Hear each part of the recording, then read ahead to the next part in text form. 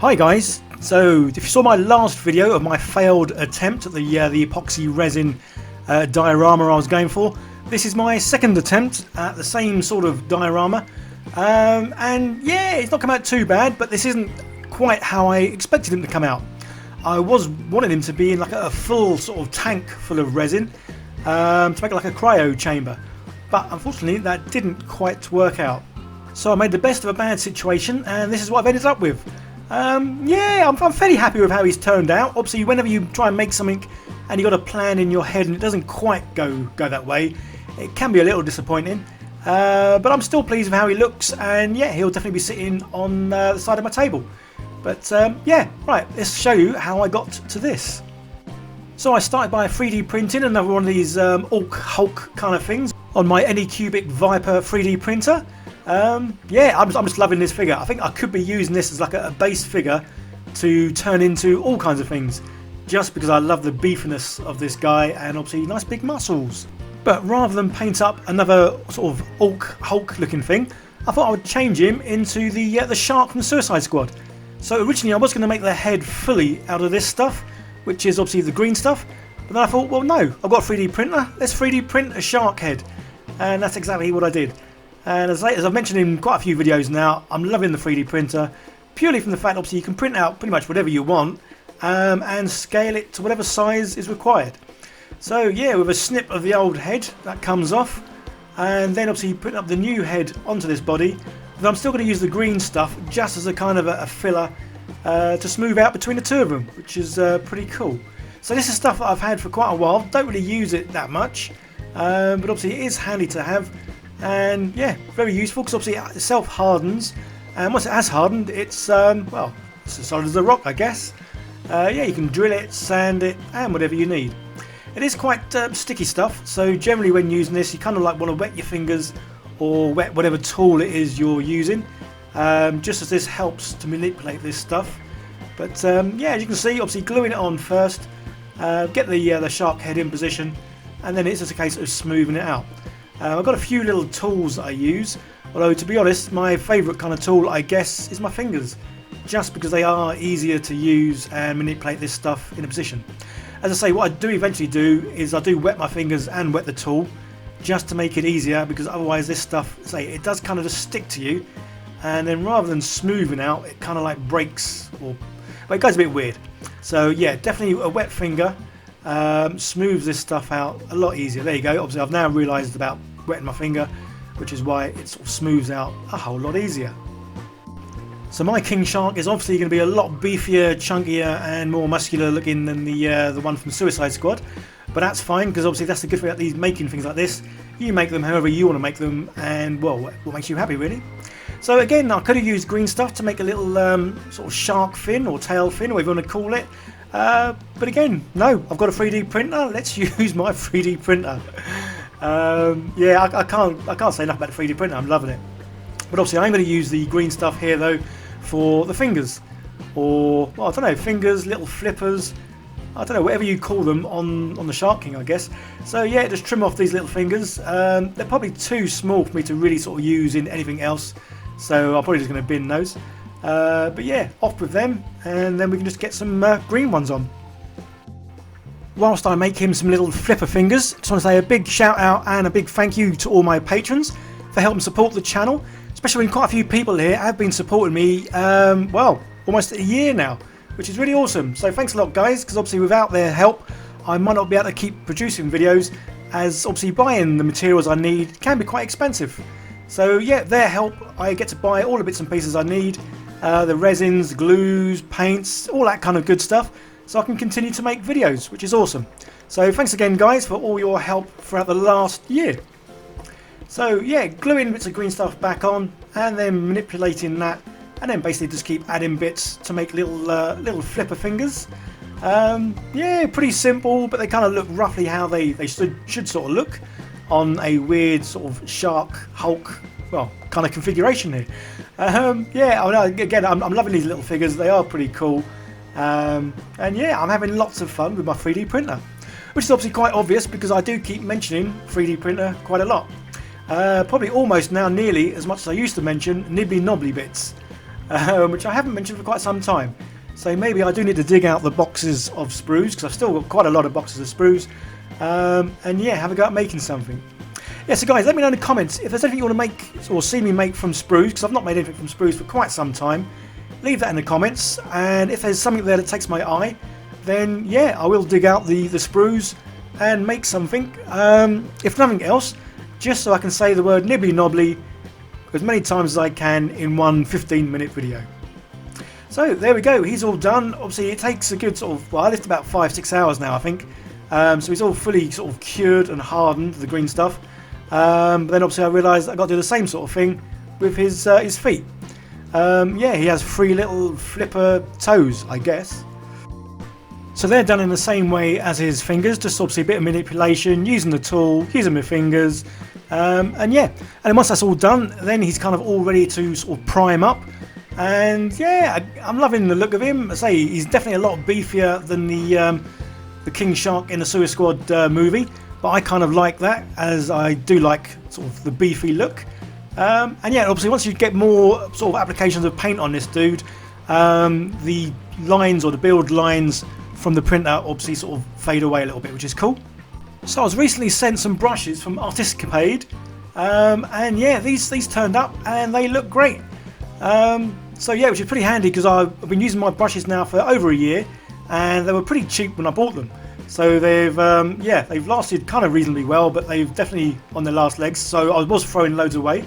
So yeah, I recently got these brushes, which is awesome. So I'm about to try these out.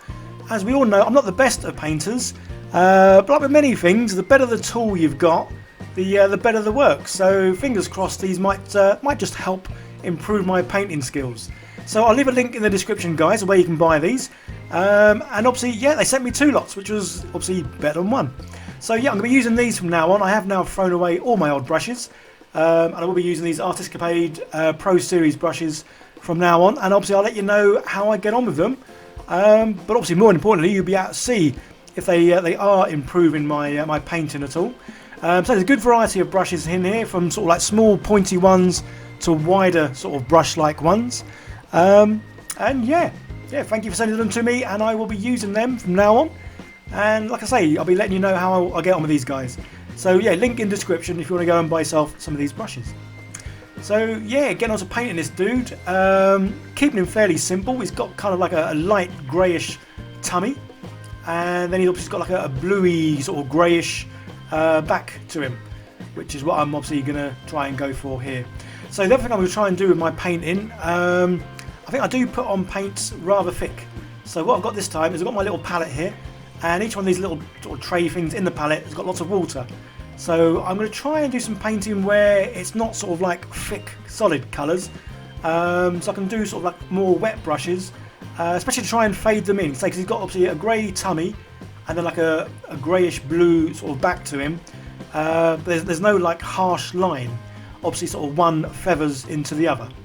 So yeah, I'm going to go trying to change up my painting techniques, obviously try and improve what I'm doing, especially as I have now got some decent brushes to paint with.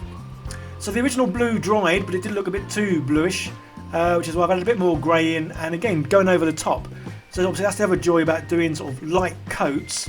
You can give it more than one coat without it ruining any sort of like definition in the figure, which is pretty cool. So I am going to start watching a few more. I mean, I watch a lot of YouTubers anyway, but I am going to be watching more YouTubers that sort of specifically do painting, just to see what sort of painting techniques they have, just so I can try and improve.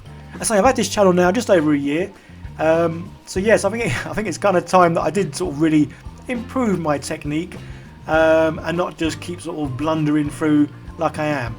I'm enjoying the painting though. So that's the main thing. That's why I always say, if you enjoy what you're doing, then it doesn't matter how it turns out. If it's great, awesome. If it's not, if you've enjoyed it, well, then you've enjoyed your time doing the hobby you love. So yeah. So again, obviously we now know this is a fatal mistake, me using this bottle, but obviously at this time I was now thinking, well, if I do a few smaller pours, then the heat shouldn't sort of like melt this plastic. But obviously hindsight and all that, we do now know that that isn't the case, and even doing smaller pours, this plastic just isn't strong enough or heat resistant. Well, obviously we know it's not heat resistant, but it's not strong enough to withstand the heat of the epoxy resin. When the two compounds are mixed together, obviously they do heat up a crazy amount before obviously then hardening. So yeah, deja vu now, doing the usual, gluing the thing down to a nice strong base. I say the glue survived the hot temperature.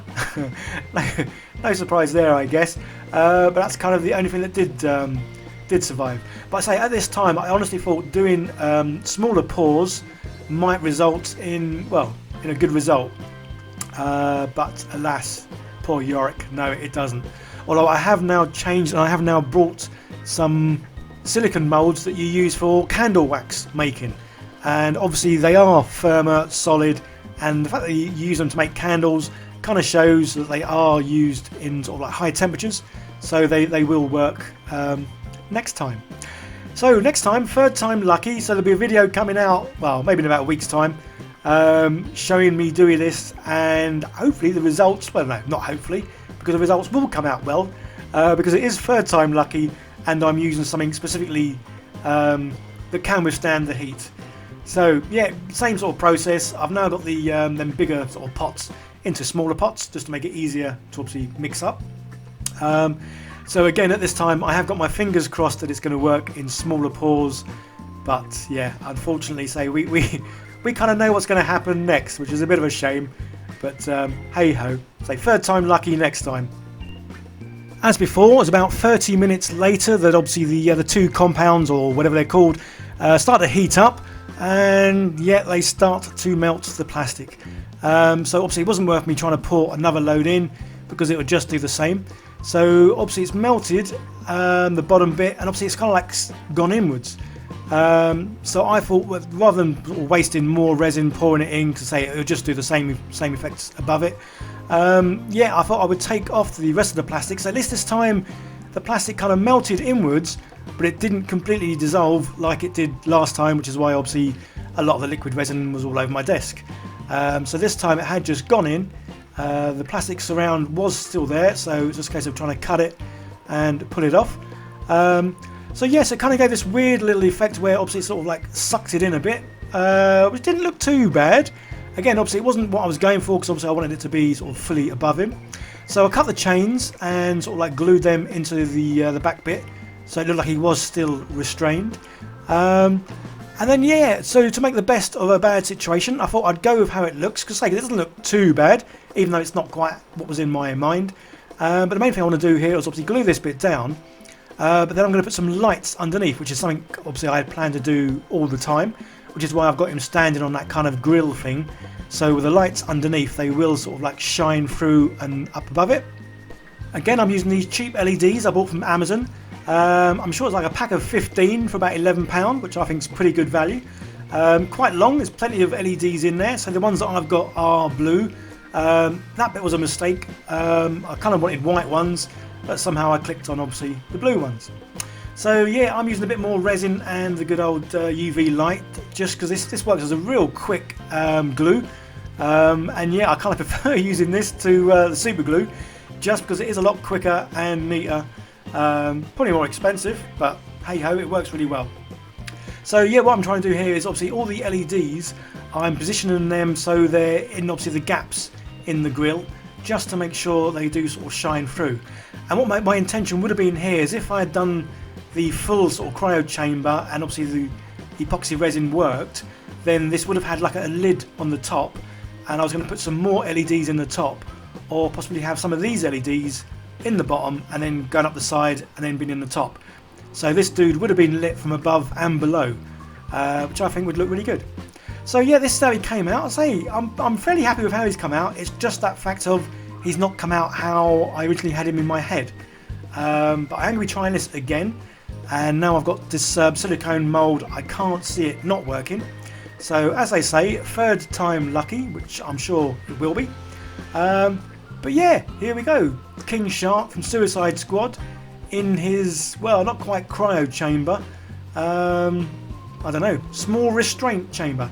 You guys, let me know in the description what you would call this little diorama, as I can't quite think of the words to use here. Hope you enjoyed the video, guys. Let me know in the comments what you thought of this build. And to say, I'm going to be making more of these sort of like cryo... Well, making more. I've been making some of these cryo chambers. So let me know what sort of figures, creatures, cartoon people, whatever you kind of think of, could be inside these cryo chambers. Let me know. I'll go and have a little look, and maybe that'll appear in the next video. Okay, guys, that's it. Take care. Bye for now.